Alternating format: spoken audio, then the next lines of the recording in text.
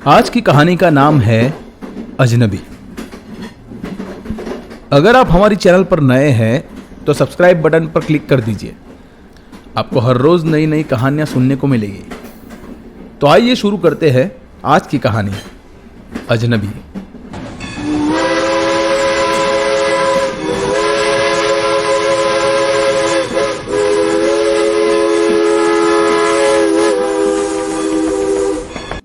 ये कहानी एक ही कोच में बैठे हुए दो अजनबियों की है। ये उस लड़के की कहानी है जिसका दिल एक अनजान लड़की के लिए धड़कने लगा। उसकी परेशानियां उसे विचलित करने लगी। उस लड़की के माथे पर शिकन उसे बिल्कुल भी अच्छी नहीं लगी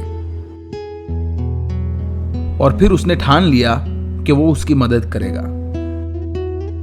गाड़ी रुकी और वो लड़की कोच में चढ़ी।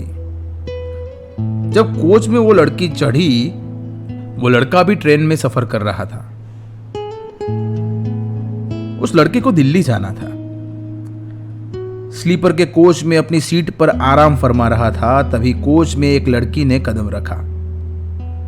सकुचाई सी वो लड़की आकर बाथरूम के पास एक सीट के कोने पर बैठ गई। वो घबराई सी लग रही थी। लड़का उसे हाव भाव पढ़ने की कोशिश कर रहा था। लड़की की आंखों में न जाने किस बात का डर था। वो बार बार इधर उधर देख रही थी। लगता था कि किसी से वो बच रही थी। उसके रोने से उस लड़के का दिल पसीज गया। ट्रेन चल पड़ी, लेकिन उसकी घबराहट अभी भी कम नहीं हुई थी। थोड़ी देर में जब टीटी आया तो ऐसा लगा कि वो रो ही पड़ेगी। टीटी ने उससे पूछा कि वो कहां तक जाएगी और उसके पास टिकट है या नहीं। उसने कहा कि उसे दिल्ली तक जाना है, लेकिन टिकट उसके पास जनरल कोच का है।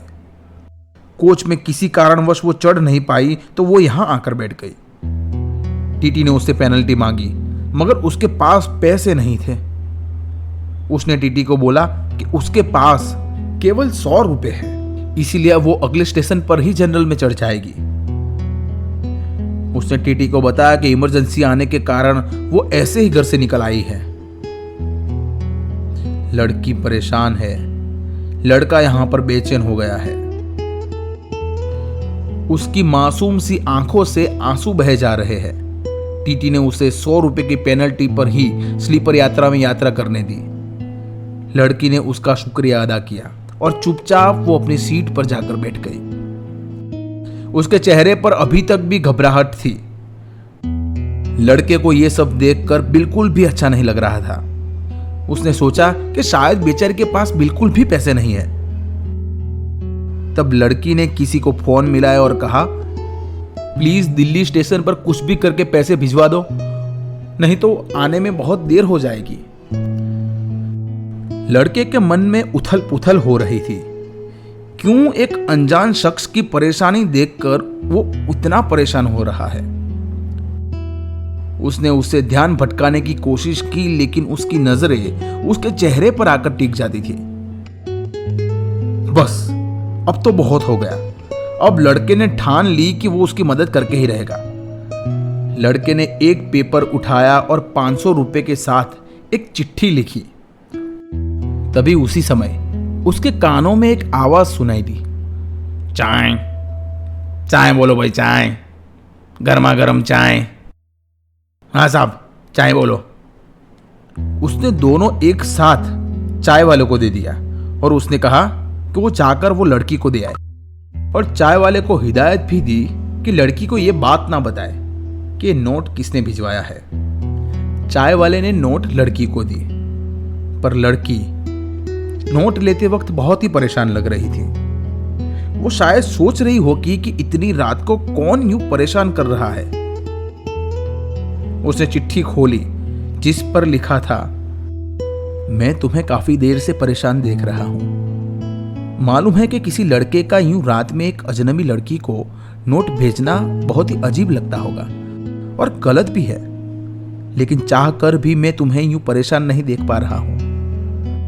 तुम्हें बात करते हुए सुना तो पता लगा कि तुम्हारे पास घर पहुंचने के भी पैसे नहीं हैं। इसलिए ये 500 रुपए चिट्ठी के साथ रख रहा हूं। तुम इसे एहसान के तौर पर मत देखना, ये बस इंसानियत के तौर पर एक मदद ही है। नीचे अपना पता लिखा है, जब लौटाना चाहो तब लौटा सकती हो। पर सच बताऊं तो मैं ये नहीं चाहता कि तुम ये पैसे मुझे लौटाओ।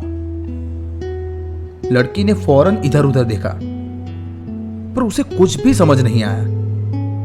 लड़का भी फट से मुंह पर चादर डालकर लेट गया। लड़की के चेहरे पर मुस्कान थी, राहत की मुस्कान। रात बीत गई। सुबह जब लड़का उठा तो उसकी नजरों ने सबसे पहले उस लड़की को खोजा, लेकिन वो जा चुकी थी। हां, जिस सीट पर वो बैठी थी वहां एक कागज की पर्ची पड़ी थी। लड़का फौरन उठा और उस पर्ची को पढ़ने लगा। पर्ची में लड़की ने लिखा था, शुक्रिया, आपका ये एहसान मैं जिंदगी भर नहीं भूल सकती। आज मेरी जिंदगी का सबसे दुखद दिन है। मेरी मां ने इस दुनिया को अलविदा कह दिया है और इसी कारण मैं जल्दबाजी में निकल आई। आपकी मदद के कारण मैं अपनी मां को देख पाऊंगी।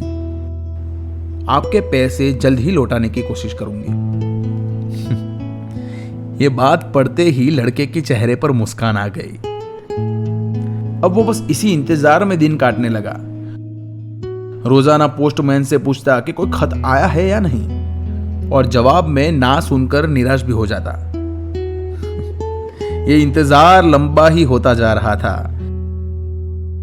और फिर एक दिन उसे खत मिला। खत में लिखा था, आपके दिए हुए पैसे लौटाने हैं, लेकिन चिट्ठी के साथ नहीं। आपसे मिलना है। मिलने का पता लिख रही हूं, तुम्हारी अजनबी हमसफर।